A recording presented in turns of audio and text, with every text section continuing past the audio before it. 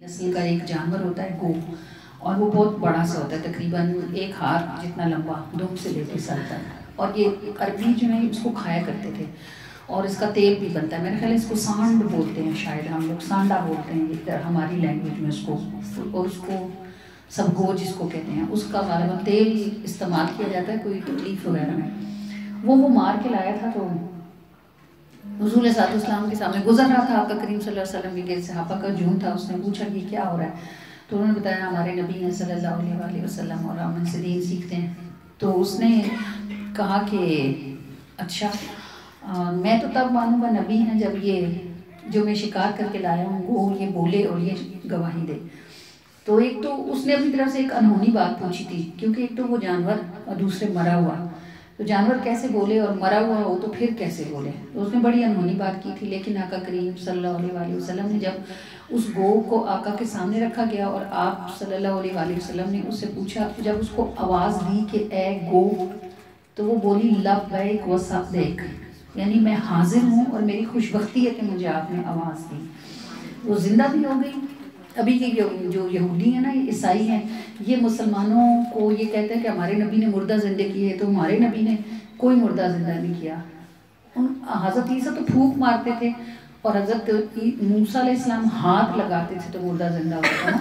हमारे नबी तो सिर्फ आवाज़ देते हैं तो मुर्दा ज़िंदा हो जाता है। फिर इंसान में तो सब कुछ मौजूद होता है, सिर्फ उसका स्विच ऑफ हो जाता है, स्विच ऑन कर दें तो मरा हुआ फिर जिंदा है। जानवर में तो सुनने, समझने, बोलने की हिस्स मौजूद ही नहीं होती। मतलब जानवर सुनेगा क्या, समझेगा क्या, बोलेगा क्या। लेकिन सरकार ने ना उसको फूंक मारी ना छुआ, सिर्फ आवाज़ दे के पूछा, तो जिस तरह आवाज़ दी और फिर जिस अदब से उसने जवाब दिया।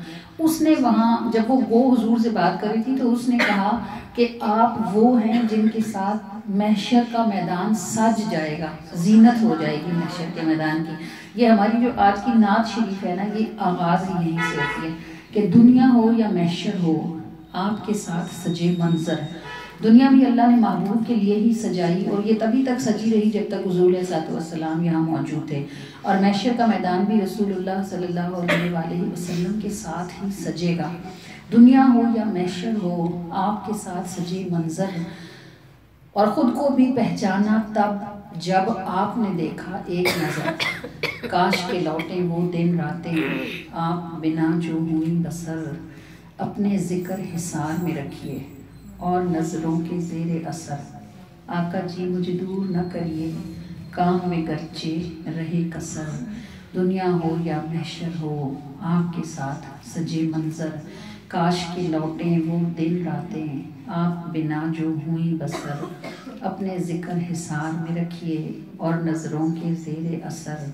आका जी मुझे दूर न करिए, काम में गरचे रहे कसर। खुद को भी पहचाना तब जब आपने देखा एक नज़र।